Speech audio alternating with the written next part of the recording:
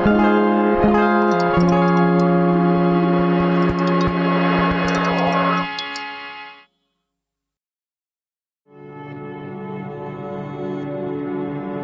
all the forms of fighting known to man, one name strikes fear further into the hearts of those who hear it: bare knuckle. For hundreds of years, the men of Britain have rammed their unprotected fists into each other's bodies to decide who was the hardest of them all.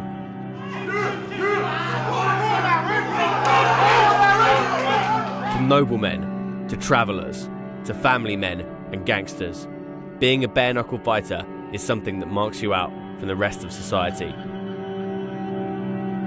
It's a thoroughly British blood sport that gradually sank further into the criminal underground as the rest of society became more civilised. It's a sport of legend, honour and astonishing violence. Bare knuckle fighting is a world that most people think they understand, but few have actually seen. Now, a number of fighters and promoters are trying to take it into the mainstream, setting up the most anticipated bare knuckle fight in over 150 years: America versus Britain. And I wanted to know if the sport can ever truly take itself out of its underground past.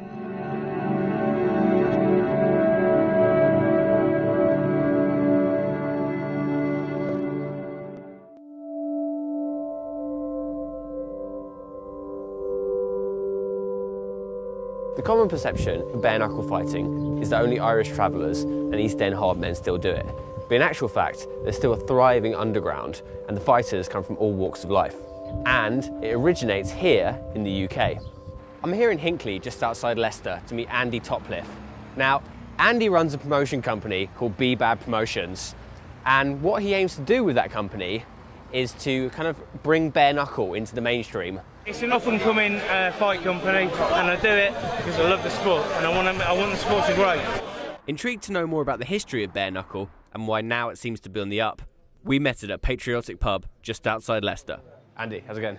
Hey, nice to meet you. You right? All right? Yeah. What is the history of bare knuckle fighting in England and Britain? Bare knuckle fighting as a sport was absolutely categorically English. It was an English thing. The Europeans feared Englishmen for their fighting ability. It's actually a British heritage, bare knuckle fighting is. It's where boxing comes from. Certainly in the 18th century, very, very a big sport. Even the royal family, they would want to know who won, you know, if it was a big fight. They were like superstars of today. And how about your own background? How did you get into bare knuckle?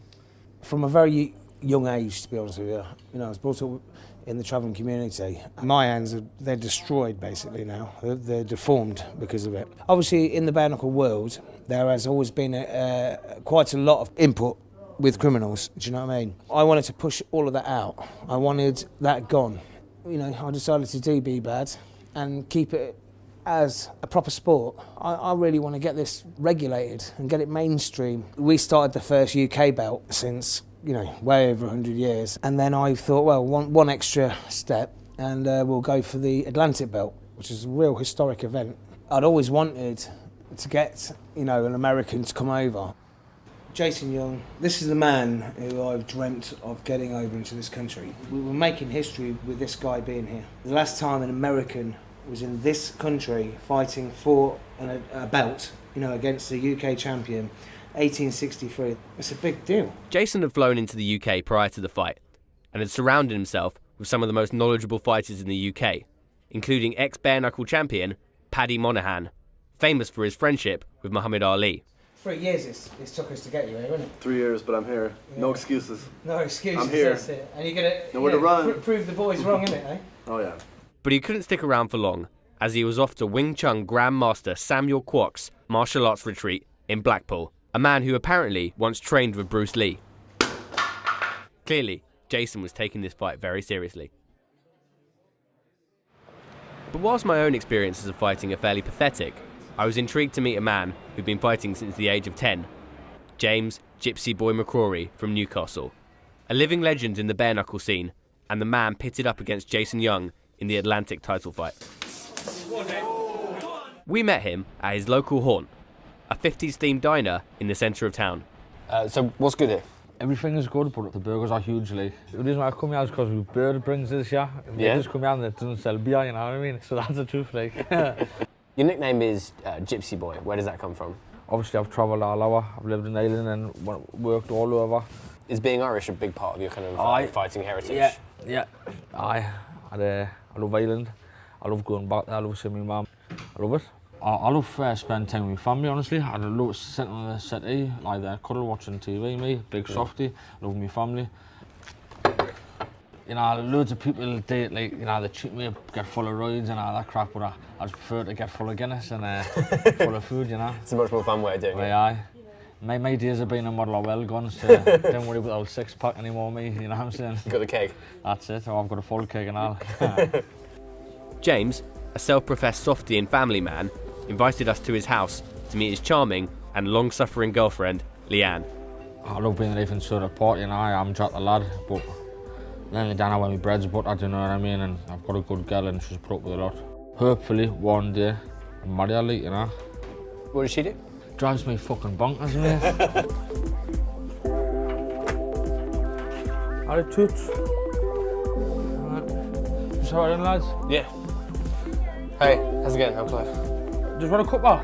Well, actually, I'm fine. Me and James are very, very different. Like, you couldn't get two people more different in regards to what we're like, how we've lived our lives, choices we've made. How do you feel about him being considered like a legend? I find it funny because it's James.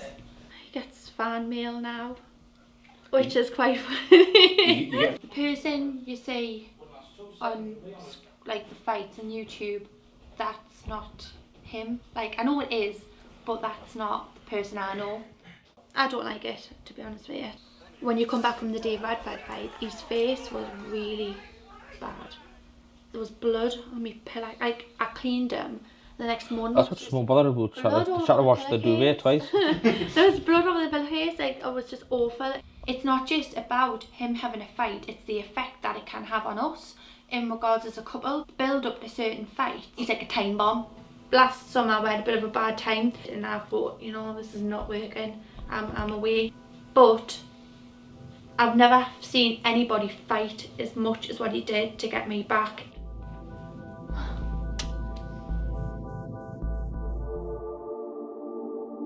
Having learned about the origins of bare knuckle and spent time with some of the biggest names in the game, it was time to see it in the flesh. BBAB was holding an event in Colwyn Bay, North Wales. The first fight between a pair of seemingly well-matched middleweights was over in seconds. The second and last fight of the night was something that will stay with me forever. Seth Jones, a 46-year-old local solicitor and lunatic known as the Bangor Hammer, took on a man 20 years younger than himself, only to go the distance in a fight that was as controversial as it was thrilling.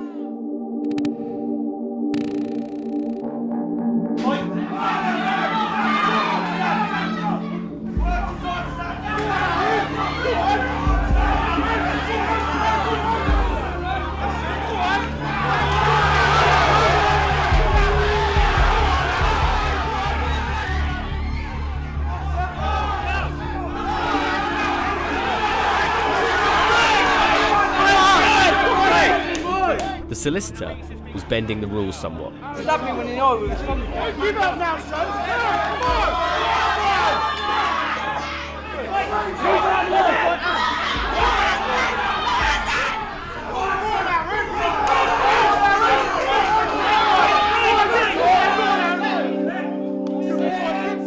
After what seemed like hours, they called it a draw. It seemed odd to see so much blood in what was supposedly a stalemate, but I couldn't call a winner either. Seth seemed like he'd taken more abuse, but Aaron looked exhausted.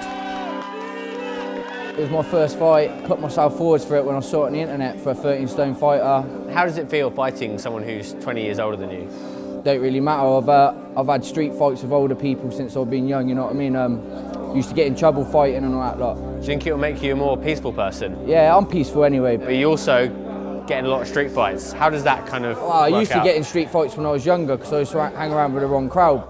My adrenaline was going a bit too much. Now I know how it feels, I can control it a little bit more, I think, in my next fight. I couldn't shout with my left eye, I got poked in it, but I think, yeah, it's a good result from both of us. I'm chuffed with it. And how do you feel right now? Buzzing. Do you think you'll feel worse tomorrow morning? You know what I mean? I've had worse than this. Yeah. Yeah.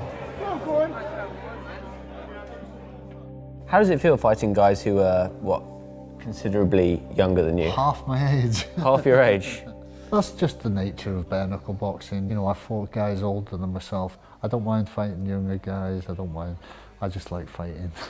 Do you fight in the streets? No, them days. I used to have a lot of fights when I was younger, built up a bit of a reputation in the area, but it was a huge mistake in my life. Being a bit of a thug to being a bit of a drug smuggler to going to prison, and then I realised, you know, this is not the life, and so I decided to go back to school and studied law. In the time I'd spent in the world of bare knuckle so far, I began to realise that the sport had a kind of gravitational pull for lost souls. Many of the guys we'd spoken to seemed to be people who'd made bad decisions in life, and perhaps in bare knuckle they'd found a way to utilise their talents, which happened to lay in a realm that normal society finds barbaric. However, I wondered if organised violence was a cure or a symptom for angry young men. James Lambert.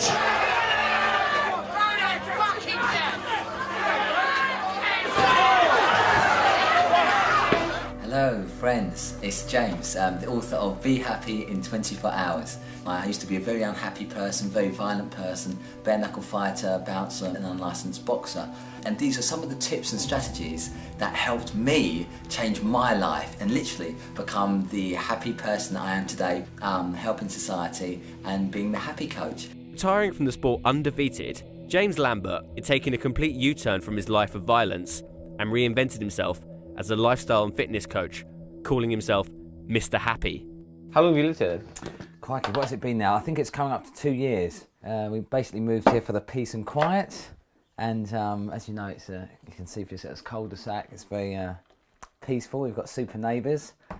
Did you want one sugar, my friend? So, you were always a fighter? There was always this fascination with fighting. I was an unhappy, angry, violent person. I went out into the world, and lo and behold, I found other angry, violent, scared young men. You know, somebody would catch my eye, I would catch theirs, and a fight would ensue. It was that ridiculous. Can you remember your first bare knuckle fight? Of course. Mixed emotions even to this day, because I was terrified. I used fear as a form of energy, transmuted that into positive energy that drove me into my victories. But again, I found it very empty. When I got home, I was still left with my problems, not just outside, but in my mind. So the fight did nothing to make me happy. And did you know other fighters who felt similarly? Well, you see, this is the thing, it's never spoken about, certainly not within that world where emotion is immediately and very directly equated with weakness.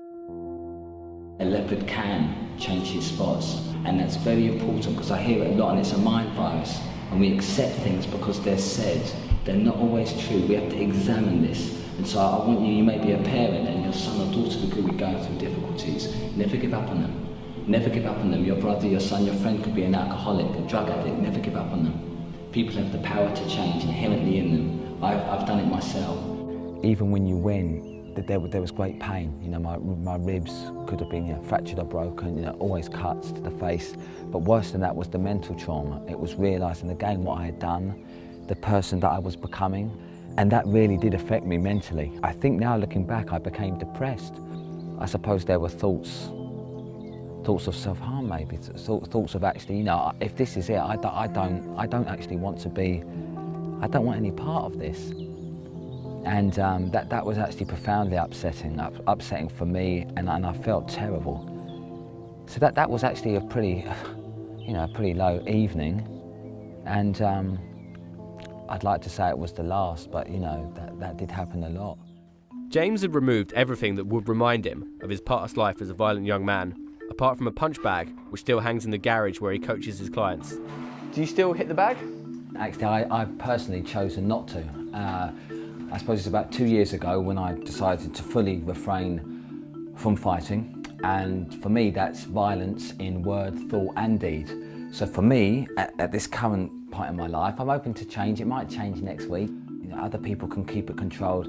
I fear that the anger wouldn't just stay here, and again it would leak into other aspects of my life.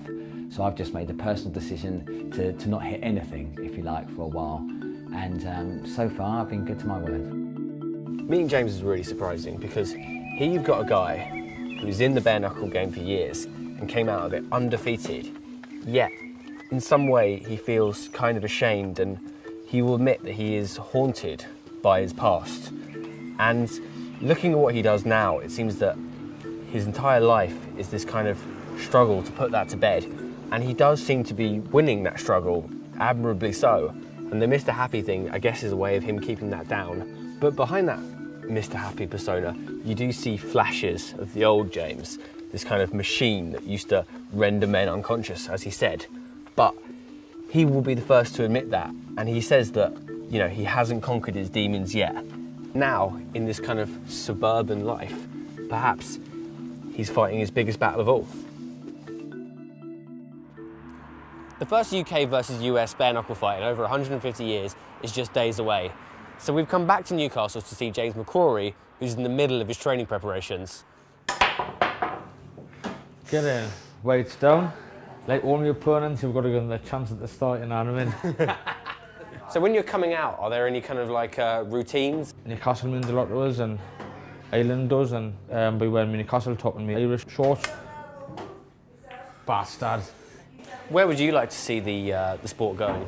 Maybe 10, 15 years time, you know, it'll be hitting big arenas, you know, but I'll be, well, maybe, I may not. If the money comes good, I'll look after myself, I might still be fighting in 15 years time. It's all about the pressure, like. It's all about the pressure, boys. So I can handle it now, innit? Thrive under pressure. Woo! Cheers, mate. Right out. Can you explain to me what it's like in the pit?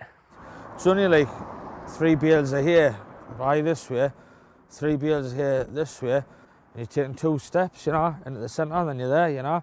I'd be like faking with a job or moving my hand about, you know what I mean? If you can like establish your job, it's a good thing, you know what I mean? And then like, obviously you get the 1, 2 and you know what I mean? And then, you know, obviously you're going to move your head a bit, you know, what I'd be trying to do if someone's jobbing me, you know? And then just like, maybe just come and do a bit, or come up to the centre, and bang, bring a body shot in. And honestly, I'd much rather hit me with 10 in the jaw than 1 good one there, you know, because it really hurts. How's it feel when you get one of those there? I can't even describe it, mate. It's the worst feeling in the world when you can't breathe and you've got a gum shield in your mouth. You try to spit the gum shield out, but you can't because you can't get your breath to get the power of your lungs to spit it out. You're going red, you're starting to see little fucking stars. Then you're going lower and lower and lower to the ground. It's horrible. It's horrible. And eventually your hands will drop and then boom. Good night, you know what I mean? And if I wanted to knock you out and I'm looking for the chin about here, right? You haven't brought your 14-pound hammer here, mate. So you're all fucking out of luck. You mentioned being punch drunk earlier. Do you think you could have like a wake-up call at all? You know, I've had some great nights with the boxing and with the bare knuckle. If I wasn't so brain damaged, I could tell you them all, you know what I mean? Do you worry it might affect your memories of your family in those kind of important moments and what have you?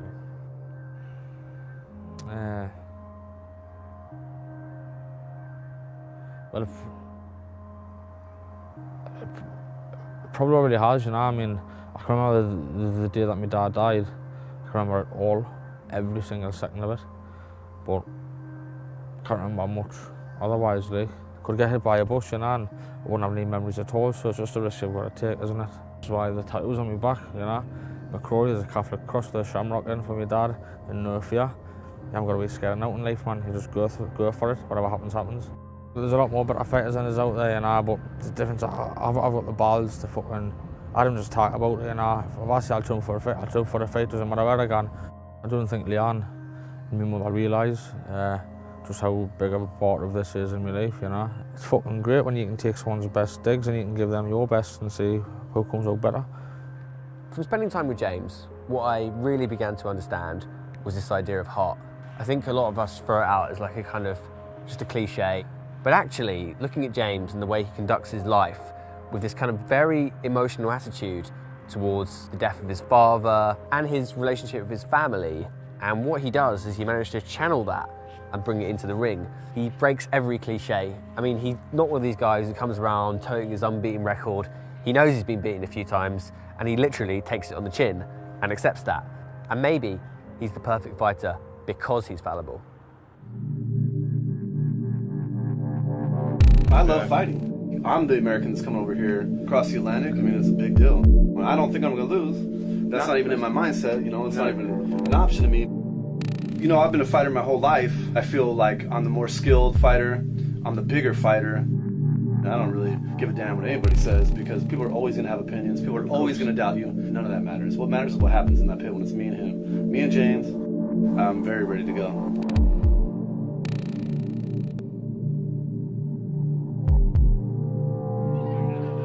It was the bare knuckle extravaganza down in South London. The US versus UK transatlantic showdown, the biggest bare knuckle fight in recent history. 2 champions, one from America, one from the UK, who fights for this belt. It's 1863, and this belt. But before the title fight, we were treated to a few other tear-ups in the build-up to the main event. It was a festival of physical abuse. Blood, guts, glory. I want to see people going for it.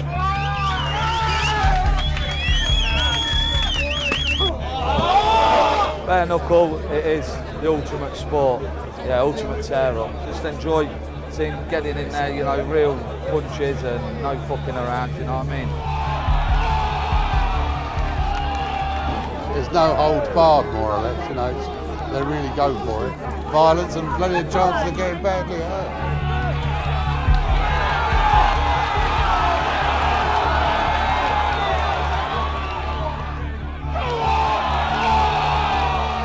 It's a fucking good buzz, you know what I mean? It's one of the best buzzes I've ever had, you know what I mean? Like, it's up there with sexy for me. England is the home of bare knuckle. I think the British, it's in the blood.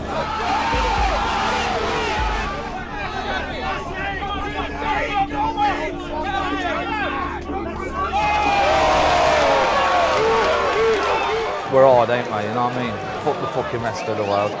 Salt Lake City, Utah. I'm here for Jason the Machine Gun Young, USA. Jason the Machine Gun Young, fighting for the Atlantic Heavyweight title against the UK champ, James Boy McCrory, and I'm ready to kick his ass. Jason was everything you'd expect an American fighter to be. Brash, verbose, and massively patriotic. He'd even referred to himself as the bald eagle on a few occasions. Unfortunately, today's bare knuckle boxers are mostly just boxers. I bring a different style. For me, it's natural. I tune everything else out, the crowd, the noise, the cameras, everything, and just focus on my opponent. Just in the zone. I'm the first American to come over here since 1863 and fight for the title, so there's much more pressure on him. Because I'm the unknown, I'm coming for the United States, we have a huge advantage. It was 10 o'clock, the scheduled time for the fight, but James was still nowhere to be seen.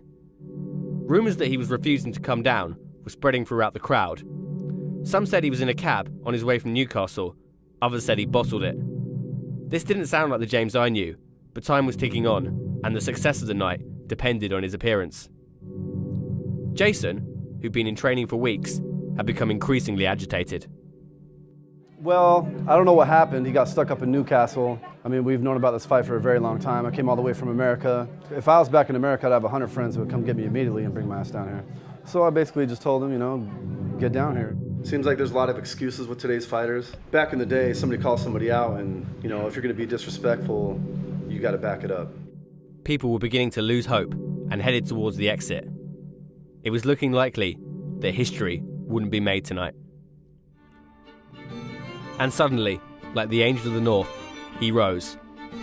James McCrory, a few stones heavier, a few inches to his beard, and wearing a Newcastle football shirt, had arrived. Looking slightly bleary-eyed, he had fallen asleep for the entire cab journey. But was he too tired, too full of Guinness, to take on the machine gun?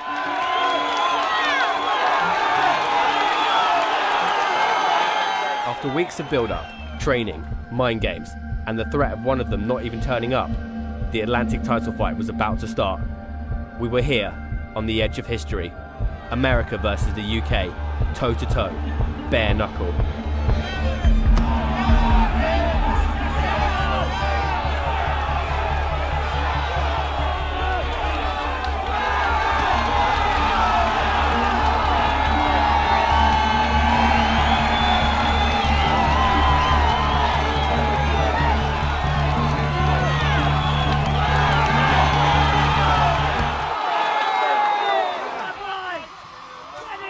the machine gun's fist hammered down on the struggling gypsy boy, it seemed that the title might be heading across the Atlantic.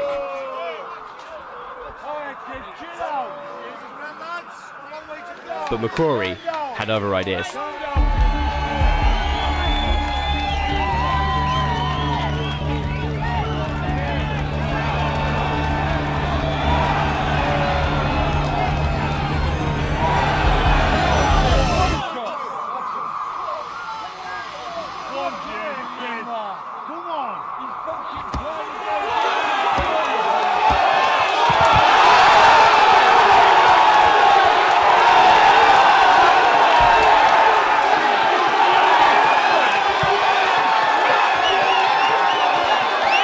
And he'd done it.